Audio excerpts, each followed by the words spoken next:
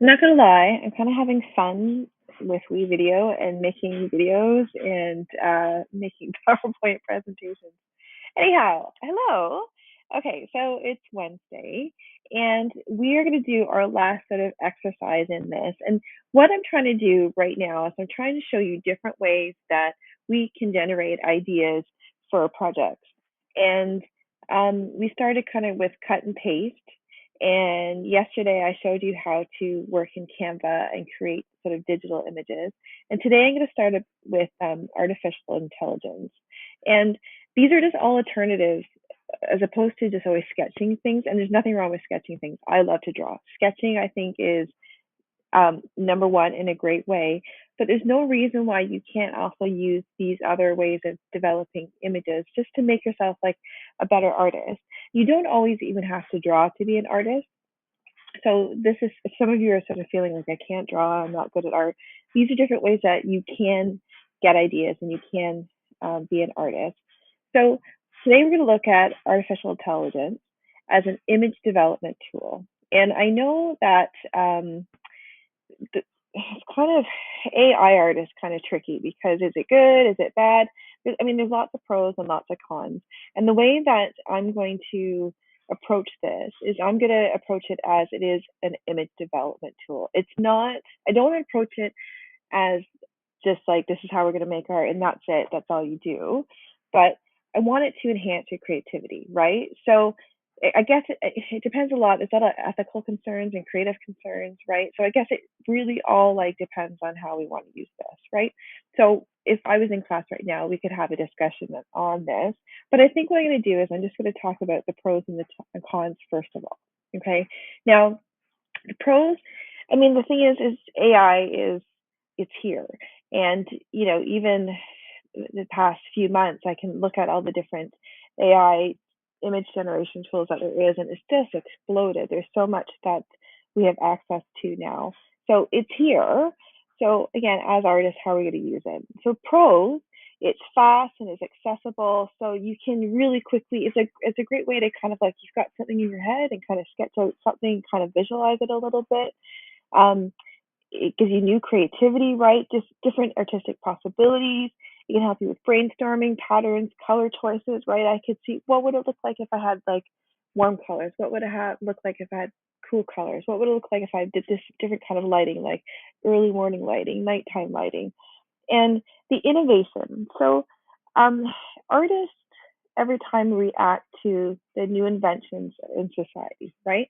And like for example, when photography is invented, it has huge impacts on artists, and artists kind of go either ways. Like some artists are like, no, I can't embrace photography. Photography can't even be art. Art is only when you are in the moment and you're looking at something and you're painting it live. And then other artists sort of like embrace photography and really experimented with it and said, okay, what can I do with this new tool? And they create art out of it that way. And some other artists looked at it, okay, well, how can photography help me change how I see the world and come up with different ideas so I can be more creative and more unique in my art?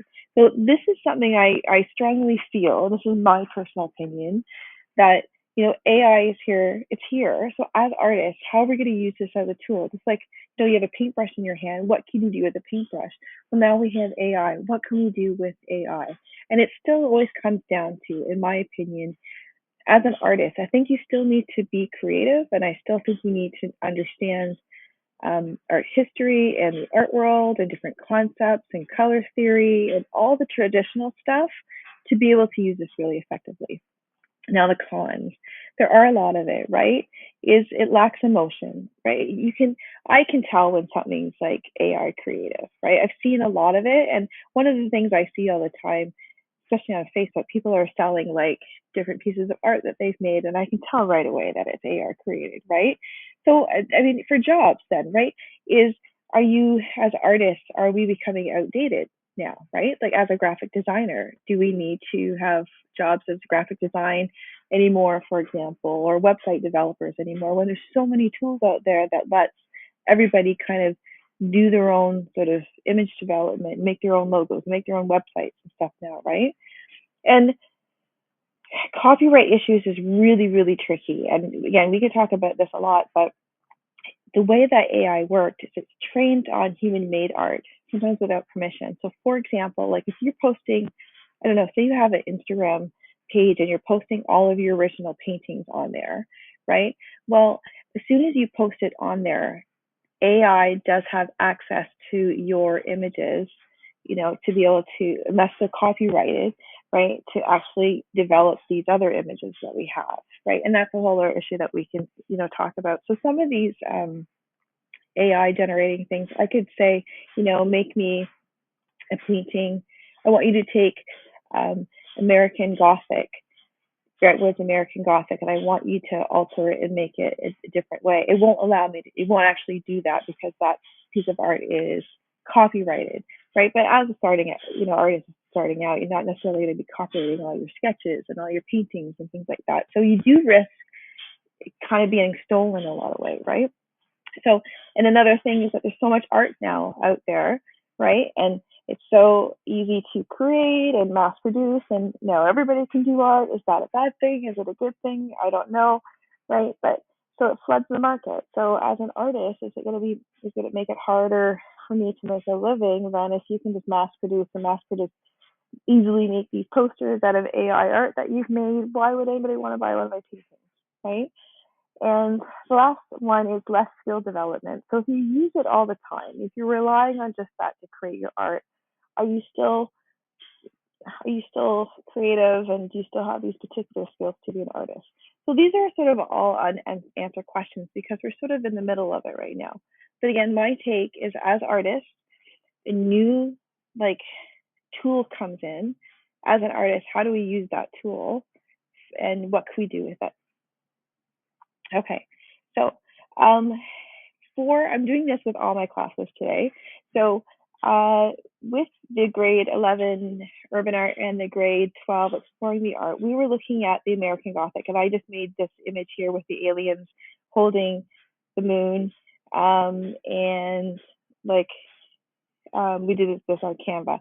For my grade 12 visuals, we talked about surrealism, and I made this on Canva, a tree floating in the sky with a moon. So obviously I'm in a very, maybe because I'm doing all my work at night, I don't know. So these are the two images I created on Canva. And that was sort of an example of stuff that you did with cut and paste. So what I'm going to focus on just for today, I'm going to focus on, I have two characters that are aliens holding the moon in a kind of spacey sort of background. And what I want to show you is with AI. Now, I've translated the image, cut and paste, and then I did something with it on Canva. I want to see how we can use AI to take that initial idea, two aliens holding a planet out in outer space, and using AI to try them with different sort of prompts and different styles. Okay, so there's three that we can use that are free. There's one that works at school, and I'm going to show you later how to use that. So Canva now has a image generating thing which is free. You have a certain amount of credits that I'll show you, but you have more than enough that you need. But this is an image that I made on Canva. This is one I did on Ideogram. Now Ideogram is pretty good. It was free unlimited, and they changed it. You're sort of limited to how much you get to use now, but it's not too bad. But it's blocked at school. Maybe a couple of you, I've seen sometimes people can access it, but great images that you can develop. And this seems to be pretty popular because it's pretty inexpensive, or it's free. And ChatGPT, believe it or not, actually now has an image that you can create images on there, except you're pretty limited. I think you only can make a few a day, but again, really high quality, images. So to be good at AI, you have to learn how to make prompts. Okay, so you kind of type in kind of what's in your brain, and the better you are at doing the prompts and describing stuff, the kind of better your image is going to be in terms of showing what's in your head. So what I did is I put this prompt, the exact same prompt, into the three different programs, and this is what I got. Okay, so what I want to show you right now is I wanted to show you different prompts and different styles, and I just want to show you visually what they look like. And the subject matter was exactly the same. Two aliens holding the planet Earth in outer space. That was my subject. Okay, so what I'm going to do is I'm just going to there's a lot of them. So I'm just going to quickly show you what I did in Canva using that as a subject matter and just how changing the prompts.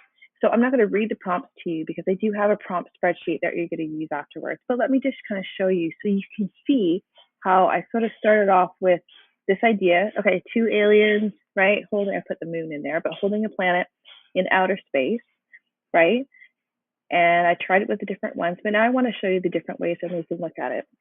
So this one, again, I didn't experiment with it too much in terms of fixing everything. So even though I put the prompt in for every single one exactly the same, 2 aliens holding the earth in their hand in outer space, these are the images it came up with. So this was a street photography one.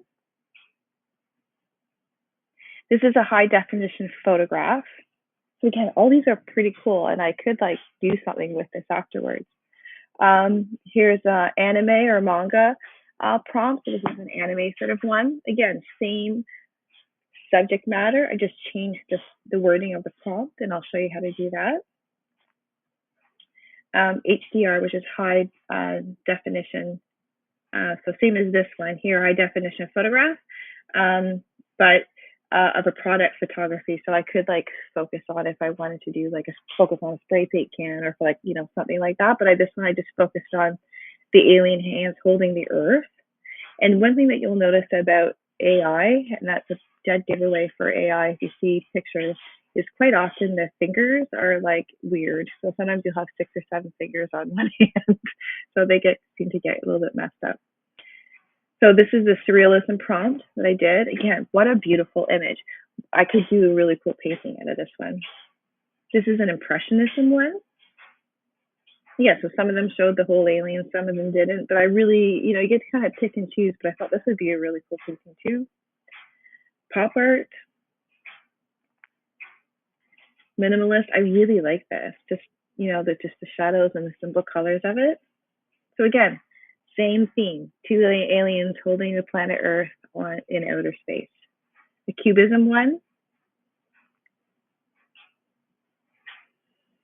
I like this one too. A futurism one. An Art Deco one.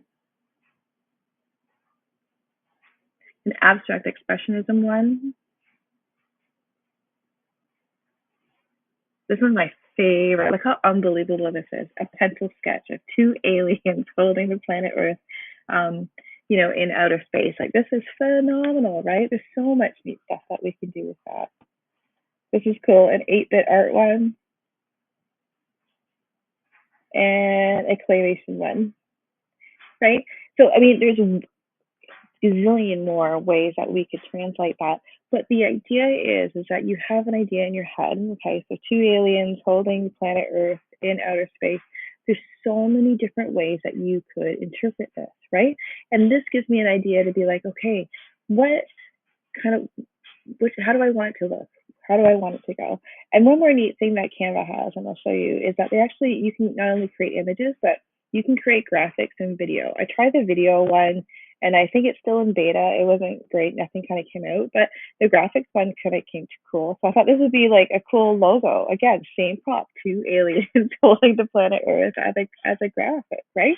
So, so as you can see, just from like thinking about 2 aliens holding the planet Earth in outer space, I love that one. There's so many different ways that we could approach it. So this would really help me as an artist to be like, you know what, I think I want to paint in this style, and this is kind of what I'm thinking about, what I want to do. And again, I could still even take this further and play around with it. So what I'm going to show you next is on Canva, I'm going to show you how to access the different prompts. I'm going to show you how to do this on Canva. And then I'm going to just explain what the whole assignment is. Okay. All right. So please watch the next video.